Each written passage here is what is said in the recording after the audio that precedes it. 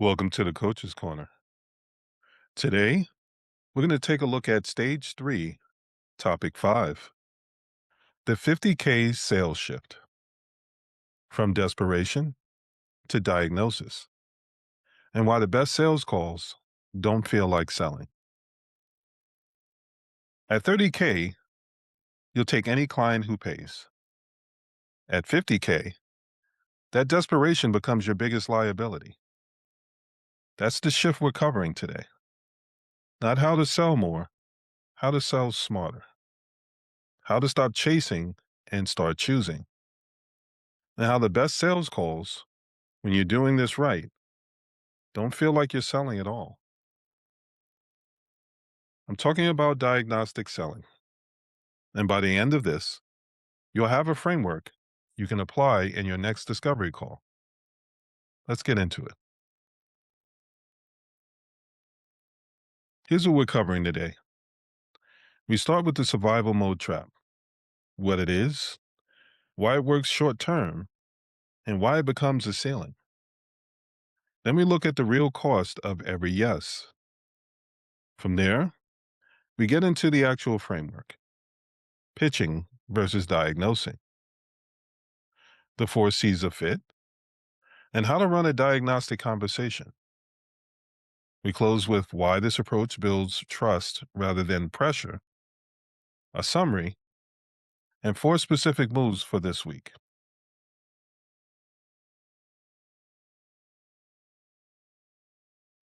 The hardest stretch in a business isn't 100K, it's getting to 30K. We've covered that in stage 2. But at 50K, it's a different kind of wall. At 30K, every dollar still felt fragile.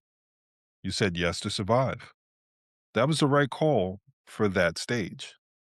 But the same habits that got you to 30K will actually slow you down once you pass it. Because at 50K, something has shifted. You've proven the model works. You have some breathing room. And that breathing room means you have a choice that most people don't realize they've earned. At 50K, you can finally stop chasing and start choosing. And that's the real shift. Your survival mode trap. Let's name the trap precisely because it looks different at this stage. The first pattern is chasing every lead. You follow up on inquiries you know probably aren't a fit because saying no feels like leaving money on the table. It isn't. It's protecting your calendar and your energy. But survival mode doesn't really see it that way. The second is discounting too fast. The moment someone hesitates on price, you offer a lower number instead of asking why. The answer to price resistance is almost never about a discount. It's about getting a better understanding of their problem. The third is overpromising to close. You stretch what the offer is, commit to unrealistic timelines, say yes to things outside of your lane because you want to close that sale. And then you spend the next 3 months paying for it. Short term, these 3 patterns work. Long term, they're your ceiling and they slow everything down. Let's take a look at the real cost of every yes. Let's be specific about the cost because this is the part that people underestimate. Wrong clients don't just take your time, they take your energy, your confidence, your capability to serve the right clients well. They create scope creep that eats your margins. They're late on payments. And they fill your calendar so the right clients either can't get in or encounter a version of you that's burned out. Here's the one that really lands. Bad clients drive good clients away. Not directly, but indirectly. When you're stretched thin, your best clients feel it. Your delivery suffers, and your referrals slow down, or become non existent. Revenue goes up while your energy crashes, and that isn't growth. It's a warning sign. At 50K, you can see this pattern clearly enough to be able to break it. Let's talk about pitching versus diagnosing. There are two models of selling: pitching and diagnosing. Most people default to pitching, even when they think they're not.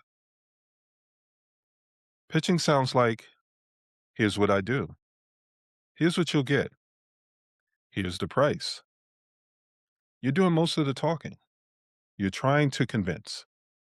And even when it's polished and professional, the client can feel it and their defenses go up. Diagnosing? That sounds completely different. You ask more than you talk. You're curious about the situation before you ever mention a solution. Your goal isn't to close, it's to confirm fit. And when fit is genuinely there, the client starts closing themselves. Think about the last doctor's appointment you went to. Did the doctor walk into the room and immediately prescribe something? No. They asked questions, they listened, and then they diagnose. That's the credibility posture diagnostic selling puts you in.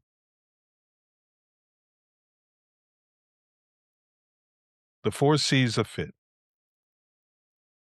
Inside diagnostic selling, there's a framework I call the four C's. These four filters predict whether a client relationship will sustain you or drain you. The first C is clarity. Do they actually understand what's wrong? Not what they think is wrong, what's really wrong. Vague answers here signal they won't collaborate clearly on the solution either. The second C is competence. Can they follow through? This isn't a judgment, it's a fit question. If they lack the competence to implement, they'll become dependent on you in ways that aren't sustainable. The third C is confidence. Do they believe change is possible? Low belief is a major red flag. If they tried before and quietly given up hope, no solution will be enough to sustain their actual commitment. The fourth C is consistency. Will they show up? Honor commitments. This shows up in small moments. How they communicate before you've even signed anything. Rate each C during the conversation: good, mixed, or poor. Two or more poor scores, walk away, and walk away with confidence, not apologetic.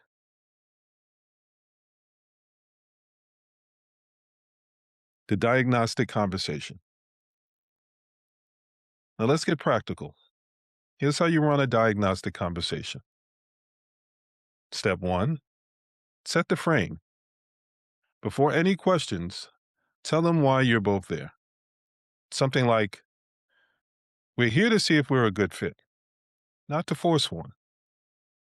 This one line changes the entire energy of the call. You both stop performing and you both start being real. Step two, diagnose before you prescribe. This is where most people jump ahead. They hear a problem and immediately pitch the solution. Don't. Ask first. What's been the hardest? What have you already tried? What kept this from being solved? The real problem is almost always underneath that surface problem. And that's what you're really trying to get to. Step three, test the four C's silently. While they're talking, run them against your filters. You're not sharing this, just tracking it. By the end of the call, you should have a pretty good read on where they stand. Step four, name the pattern. Summarize what you've heard and reflect it back. Here's what I'm hearing. Does that sound right? When someone hears their own situation described accurately, with empathy, something opens up. You've earned trust by listening. Step 5. Offer a choice, not a chase. Two paths. Work together under clear terms, or a self guided next step they can take alone. This removes all desperation from the equation. The best deals close right there because the fit is obvious and neither of you are pretending otherwise.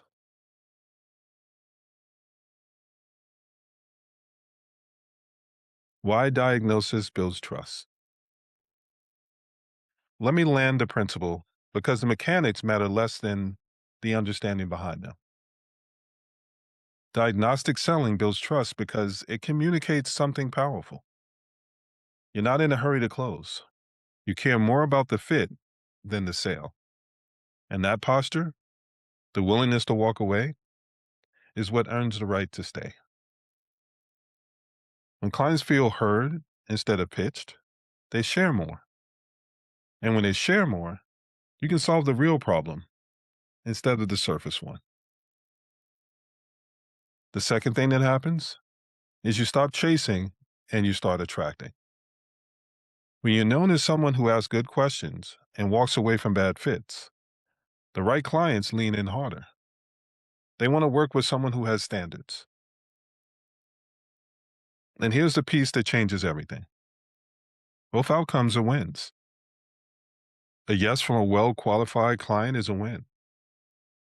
A no, when the fit isn't there, is also a win. It's a protected future, calendar space for the right client, and your energy preserved. Desperate sellers need every call to close. Strategic sellers need every call to be honest.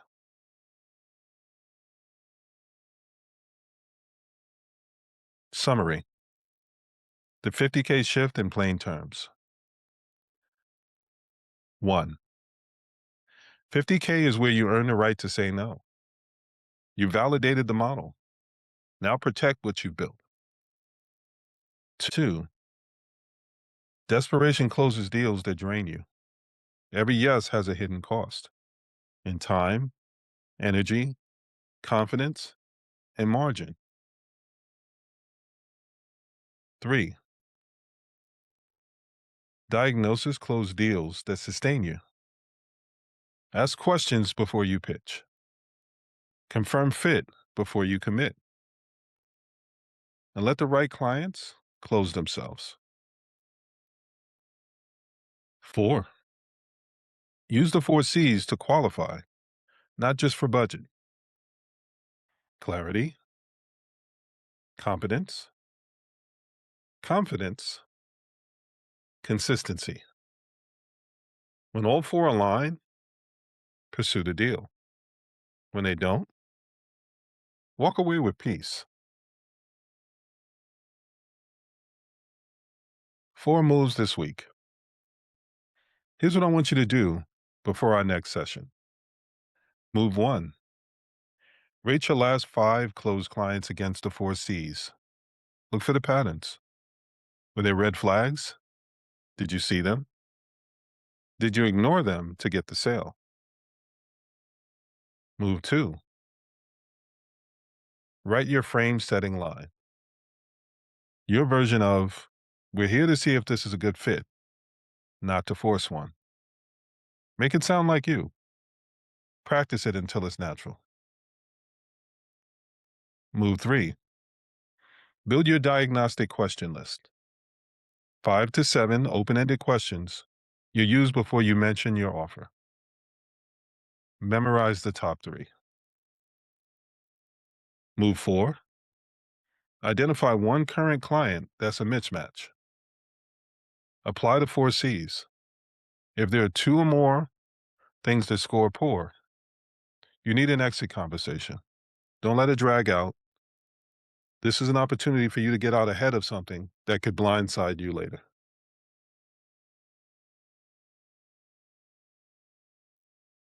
And that brings us to the last slide.